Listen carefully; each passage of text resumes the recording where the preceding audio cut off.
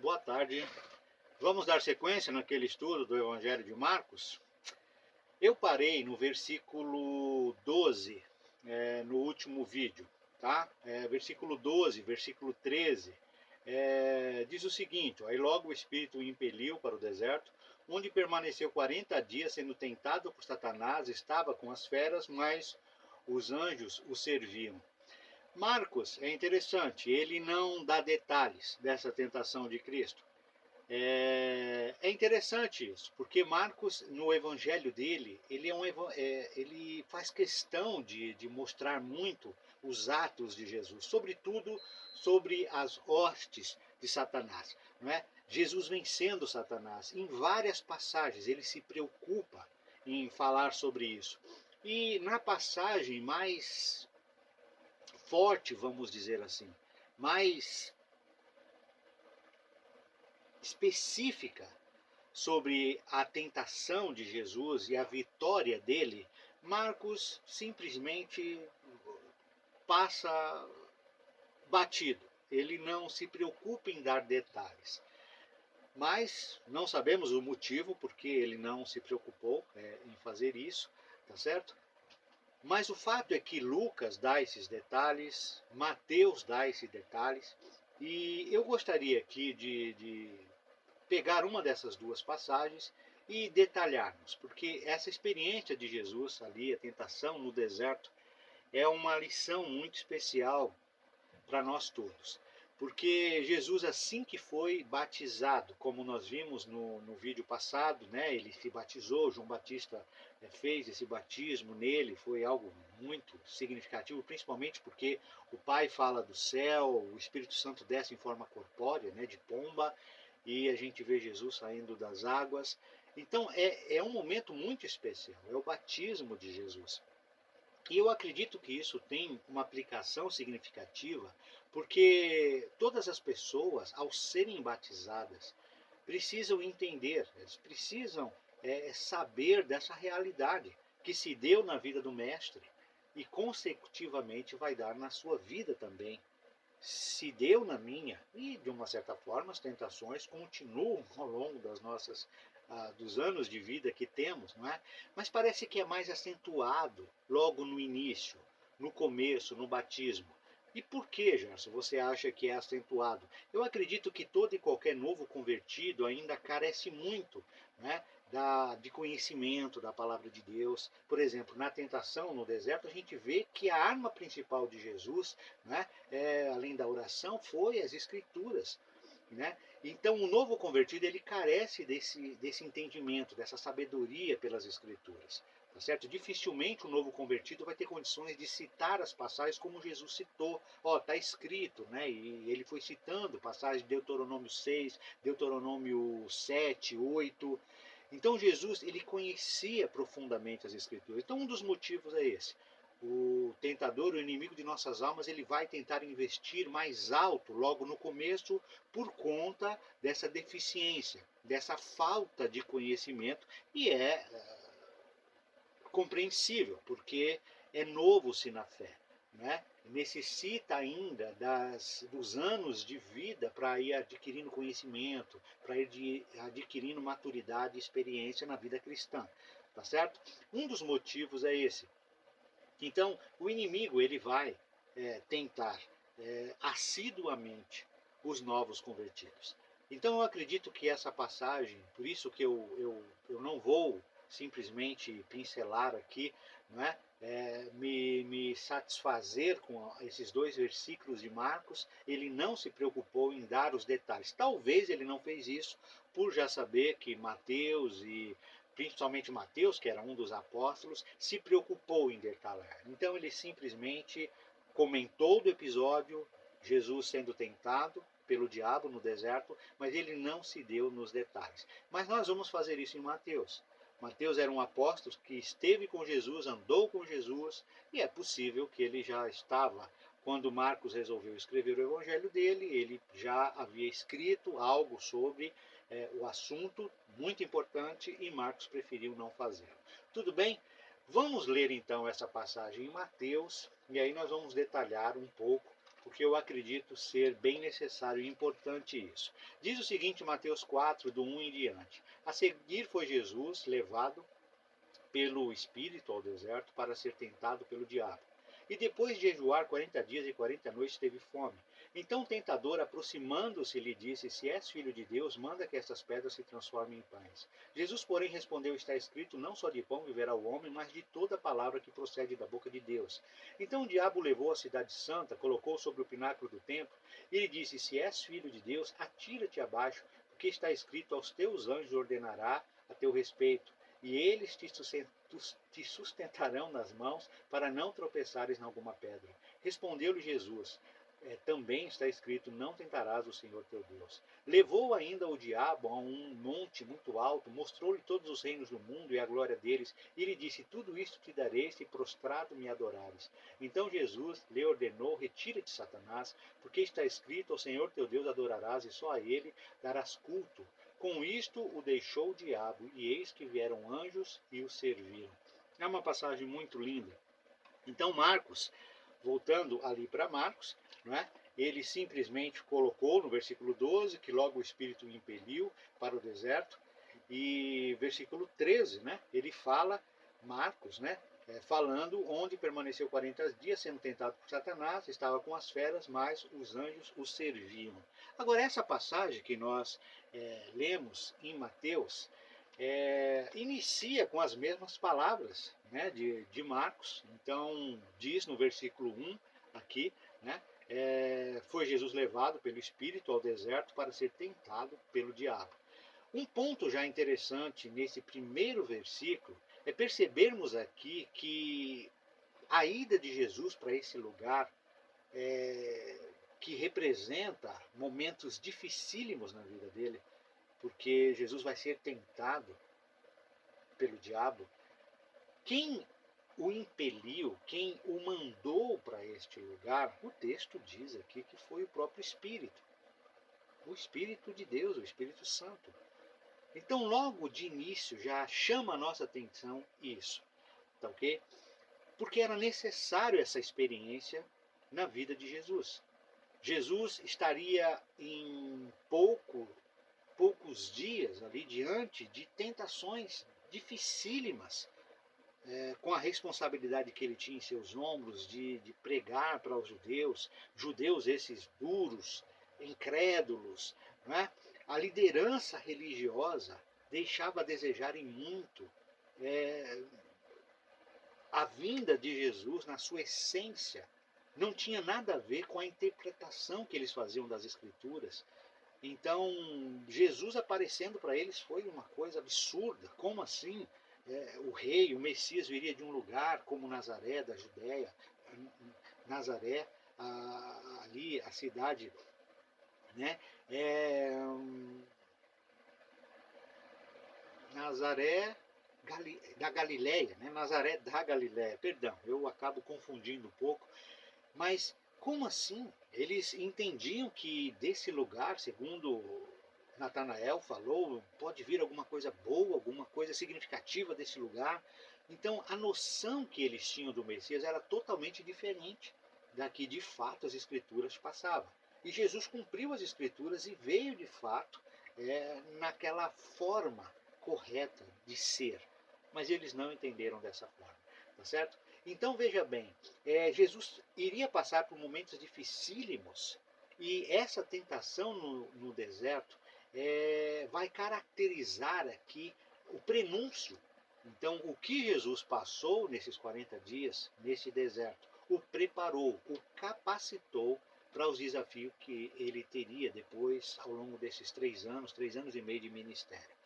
Então, é interessante isso. Então, o Espírito Santo impele Jesus. A ideia de impelir é a ideia de levar, é a ideia de empurrar ele para tal circunstância.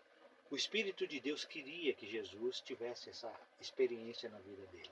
Então, como essa passagem nos ajuda a trazer as coisas para o nosso contexto, todos aqueles que resolvem dar esse passo, se batizar, entender que inicialmente vai travar uma guerra ferrinha, significativa com o tentador, é bom lembrarmos isso. quem está levando, impelindo você para tal circunstância? É o próprio Deus. Então, quando pessoas, sobretudo os novos convertidos, estiverem diante de grandes desafios, grandiosos desafios, que podem realmente chacoalhá-lo a ponto de fazer com que ele questione se compensaria ou não na vida cristã. Lembra desse versículo, a tentação de Jesus. Lembra que um dos motivos dessa palavra estar escrita é mostrar que não vai ser diferente na vida de todo e qualquer discípulo que toma essa decisão tão especial na sua vida. O tentador vem com fúria. O tentador vem realmente disposto a fazer com que você desista. Então, já percebemos isso logo no início. E uma vez lá, Jesus tomou a iniciativa, segundo o texto aqui em Mateus, de jejuar. Ele entendeu, ele percebeu logo no começo que o desafio seria grande nesse deserto, nesse lugar totalmente hostil, ele sozinho. Então, ele toma a iniciativa, ele vai estar jejuando nesse lugar. E o texto diz que isso estendeu por muitos dias. Né? Um total de 40 dias aqui ele estava nesse procedimento, né? Buscando na oração, buscando no jejum ali, recursos e meios para suportar essa grande adversidade. E o texto deixa bem claro, Jesus na condição humana, na condição como ele estava, depois de passar uma experiência, só podia ter fome. É o que o texto fala no finalzinho do versículo 2. Ele teve fome.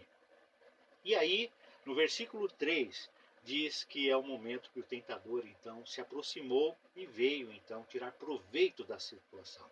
Né? Ele se aproxima de Jesus e diz, se és filho de Deus, manda que estas pedras se transformem em pães. Interessante, se és filho de Deus. Eu fico imaginando, será que ele estava, de uma certa forma, próximo àquele local onde as pessoas estavam se dirigindo para ser batizadas, e Jesus também apareceu naquele lugar, foi ser batizado por João Batista, e de repente lembra daquela voz do alto, a voz do Pai, de Deus, dizendo, este é o meu Filho amado. É interessante, não é? Se ele esteve ali, ele ouviu também esse sinal, e ele começa a sua série de tentações aqui, questionando isso. Então ele vem com uma pergunta, se és filho de Deus. De fato, ele pode estar indagando para Jesus. Será que aquela voz que você ouviu, de fato, veio do Pai? Veio do céu? Você está fraco, você está com fome, você está num processo de jejum. É claro que o teu corpo vai sentir, né, as dificuldades, o impacto de tudo isso. E ele então questiona essa filiação de Jesus. Se tu és filho de Deus, né? Então ele, sabendo da necessidade de comer, a fome que Jesus estava, ele tenta Jesus, dizendo, né, manda que estas pedras se transformem em pães. Mas qual foi a resposta de Jesus no versículo 4? Jesus imediatamente lembra dos textos relacionados a dificuldades como essa, e ele disse, está escrito, não só de pão viverá o homem, mas de toda a palavra que procede da boca de Deus. É verdade que ele estava com fome.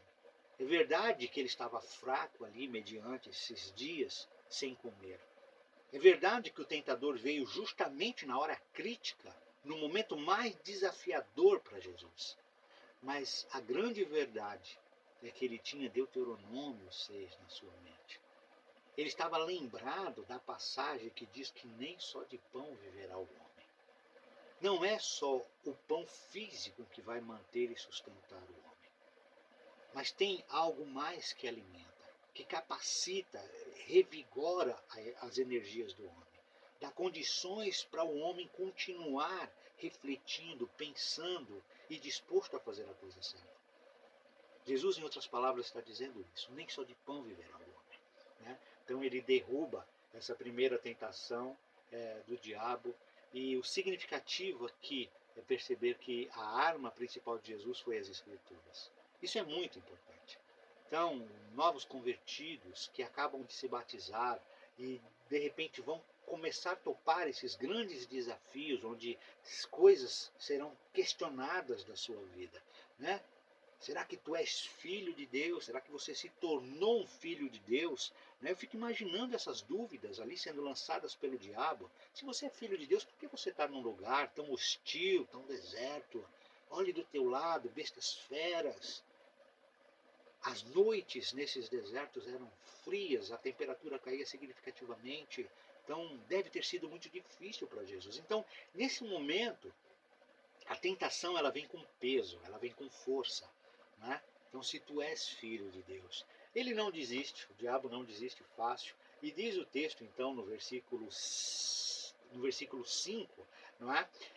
Que ele levou Jesus à cidade santa, não é? E colocou sobre o pináculo do templo. E lhe disse, no versículo 6, né, se és filho de Deus, atire-te abaixo, porque está escrito, aos teus anjos ordenará teu respeito, e eles te sustentarão nas suas mãos para não tropeçares em alguma pedra. É interessante. A primeira tentação falhou, Jesus usou as escrituras. É como se o diabo raciocinasse da seguinte maneira: eu conheço as escrituras também. Se ele usou as escrituras, nós então vamos brigar nessa base. E leva Jesus então para esse determinado lugar e usa uma passagem do Salmo 91, não é?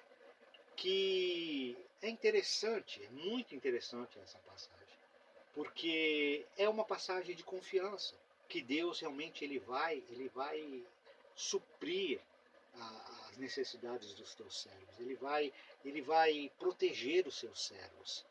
É muito interessante, porque consecutivamente nesse Salmo 91, se você começa a ler os outros versículos e os próximos salmos consecutivos, é a ideia realmente de Deus livrar os seus servos dos inimigos, dar vitória para os seus servos diante do tentador, do inimigo. Então, é incrível. O diabo não só conhece as Escrituras, como ele é ousado. Ele usou uma passagem para tentar Jesus Cristo. Então, atira-te abaixo. Os teus anjos vão te socorrer e não vão permitir nada acontecer com você. Não é? É como se ele dissesse para mim, Gerson, coloca a mão no fogo e vamos ver se a tua mão vai queimar. Que absurdo! É óbvio que se eu colocar a mão no fogo, ela vai queimar. E mais terrível seria eu obedecendo, aceitando tal proposta, uma vez que queime a minha mão, eu questiono Deus, mas por que o Senhor permitiu que a minha mão queimasse? É óbvio que a minha mão vai queimar. Mais ou menos o diabo tenta isso, quando ele sugere isso para Jesus. Atira-te abaixo, mal nenhum lhe acontecerá. Então, ele simplesmente deturpou as palavras do Salmo 91. Não há sugestão no Salmo 91 para a pessoa tentar o suicídio, ou não há sugestão nessa ilustração que eu dei para você colocar a mão no fogo para ver se de fato vai queimar ou não. Vocês percebem aqui o que o diabo fez? É muito importante entendermos a coisa dessa maneira, né? Então está aqui o versículo 6 e versículo 7, a resposta de Jesus, novamente. Jesus se preocupa em derrubar o diabo com seus argumentos, usando sempre as Escrituras. E é o que ele faz, novamente. Ele diz, está escrito, não tentarás o Senhor teu Deus. Eu não vou colocar meu Deus à prova, eu não vou tentar o meu Deus. Né? Em outras palavras, Jesus disse isso e citou as Escrituras. O homem não tem condições nenhuma de provar Deus em alguma coisa, testar Deus. Deus não precisa ser testado por ninguém. Ele é o que é. E nós confiamos ou não confiamos. Então Jesus cita essa passagem e desbanca novamente Satanás. E aí o diabo desiste, não é? A primeira tentou, não conseguiu. A segunda tentou, não conseguiu. Ele desiste, não é? É assim? Não, não é assim. E nós vamos ver que ele vai para a terceira tentativa. E saiba você, ao ser tentado, seja novo convertido, e nós sabemos que depois continuamos a ser tentados, não é? Só cito aqui do novo convertido, como eu disse, muitas vezes a vulnerabilidade, as circunstâncias inicial, faltando conhecimento, experiência, maturidade, acaba proporcionando, dando um pouco mais de condições para o tentador atuar, agir. Mas todos nós somos tentados. Então saibamos, ele não vai desistir fácil. Eu ouvi uma frase uma vez que o diabo trabalha 24 horas e ainda faz extra. Não é? E é verdade, se você analisar bem, ele não descansa nesse propósito de tentar nos desviar e fazer com que a gente caiamos em alguma tentação, certo? E aí o que aconteceu no versículo 8, o diabo leva Jesus agora para um alto monte, né? E dava para ver muitos reinos do mundo, a sua glória. Então, alguma coisa aconteceu, não dá para explicar direito como isso se deu, se foi algo que de uma certa forma aconteceu mais na mente de Jesus, ou se literalmente essas coisas aconteceram, né? No caso do monte, no caso do pináculo do templo, mas o fato aqui é que a tentação se deu, aconteceu. E há uma proposta aqui para Jesus quando ele então leva Jesus para esse alto monte. Né? Ele fala uma coisa aqui no finalzinho no versículo 9, né? E lhe darei, e disse, tudo isto te darei se prostrado me adorares. Então, a ideia é de um alto monte, você podendo ver muitos reinos e a glória desses reinos, e o diabo dizendo, tudo isto te darei, se prostrado me adorares. Então, primeiro aspecto aqui, esses reinos do mundo, com toda a sua estrutura, a sua hierarquia, com toda a sua administração, a maneira de se conduzir. Pelas palavras do diabo, aqui dá para perceber que ele está por trás de tudo isso. Parece que ele tem o controle e o comando dessas coisas. Pelo menos um percentual significativo ele controla. E olha que interessante nós percebermos isso. Que interessante, não é? Porque nós vivemos num mundo, então, que jaz do maligno. Nós vivemos num mundo onde o inimigo ele tem muita liberdade, a ponto de chegar aqui e propor isso para Jesus. Olha, esses reinos me pertencem e tudo isso lhe darei se você se prostrar e me adorar agora. Não é? Parece que ele está fazendo uma sugestão para Jesus aqui. É como se ele estivesse propondo. Você veio para instaurar um reino, você veio para conduzir as pessoas, não é? Para estarem juntas, organizadas, obedecendo a Deus, fazendo a vontade de Deus. Não é? E eu controlo tudo, como se o diabo estivesse falando isso. Eu estou controlando tudo. Então eu repasso isso para você. Eu dou condições para você poder, então, assumir todo esse controle de uma maneira mais branda, mais fácil. Não é? Parece que ele está sugestionando para Jesus aqui evitar a possibilidade da cruz. Não é? Para você estabelecer um reino depois da cruz, depois desse sacrifício, não é? Seria algo muito difícil, muito comprometedor. Tem um atalho aqui. Eu possuo esses reinos me pertencem, né? E eu transfiro isso para você. E você ganha tempo. Você não perde tempo, né, debaixo de um jugo de sofrimento, de dificuldades terríveis para formar esse reino, estabelecer esse reino. De uma certa forma, eu acredito que tem essa intenção por trás das palavras do diabo. E a resposta de Jesus, então, no versículo 10, como das outras vezes, então Jesus lhe ordenou, retira-te, Satanás, porque está escrito, ao Senhor teu Deus adorarás e só a ele darás culto. Jesus deixou bem claro para ele, retira-te, Satanás. E citou passagem de Deuteronômio, que diz que só ao Senhor teu Deus adorarás e só a ele darás culto. Jesus jamais se prostraria e adoraria Satanás. Jesus jamais aceitaria uma proposta dessa, de pegar um atalho para cumprir a vontade de Deus na sua vida, por mais difícil que fosse. Ele sabia perfeitamente quais os resultados se ele aceitasse tal proposta. Então, o inimigo ele é sutil, ele tem as suas formas e as suas maneiras de enganar, de iludir as pessoas. E aqui a gente percebe perfeitamente essa estratégia que ele usa. Né? Mas Jesus, conhecedor das Escrituras, vai repudiando cada uma das propostas do inimigo. Nem só de pão viverá o homem. Depois ele cita para não tentar a Deus. E depois ele cita, por último, só a Deus adorarás e prestarás culto. E ele desbanca, então, a intenção de Satanás. E aí o versículo 11 diz que, com essas palavras de Jesus, o deixou o diabo e eis que vieram anjos e o serviram. É interessante que Lucas narra também a tentação no deserto, e nesse momento aqui ele fala, né, com isto deixou o diabo até momento propício. Né?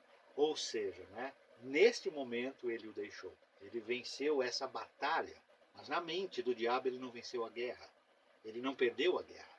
Então ele ia tentar Jesus ainda outros momentos, momentos propícios ele viria, certo?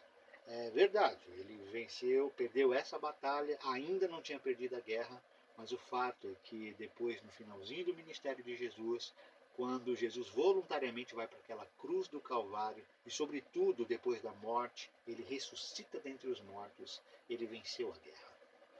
O fato é que nós lutamos hoje com um inimigo perdedor em todos os aspectos. Perdeu várias batalhas quando Jesus estava em vida e perdeu a guerra. E nas nossas vidas hoje nós precisamos entender que, apesar de todas as investidas e tentações que ele lança sobre as nossas vidas, em Cristo Jesus, nós, juntamente com ele, não só vencemos algumas batalhas, como temos condição de vencer a guerra. Em Jesus Cristo nós temos condições de fazer isso. Então é muito especial essa vitória que Jesus trouxe para as nossas vidas. Tá bom? Então, a tentação do deserto se resume nisso. Jesus sendo tentado e as armas de Jesus, o que ele usou para confrontar e vencer o diabo aqui, estão nas nossas mãos. Está aqui, nas Escrituras. Então, se nós nos dedicarmos, se nós nos preocuparmos em aprender da palavra, isso vai ficar em nossa mente, em nosso coração, e quando tentações vierem, nós vamos lembrar dos trechos bíblicos como Jesus lembrou, e essa vai ser a ferramenta, a arma de Deus, para que a gente consiga vencer como Jesus venceu. Tá ok? Muito importante isso, tá ok? Agora temos alguns minutinhos a mais, vamos voltar rapidamente lá para Marcos, porque a gente está estudando Marcos. Eu vim para Mateus agora porque eu quis detalhar um pouco mais a tentação no deserto, tá certo? Mas os próximos versículos de Marcos, né, no caso seria aqui o versículo 14, vamos lá, versículo 14. Então diz o seguinte, depois de João ter sido preso, foi Jesus para a Galiléia pregando o evangelho de Deus, dizendo: o tempo está cumprido e o reino de Deus está próximo, arrependei-vos e crede no evangelho, tá certo?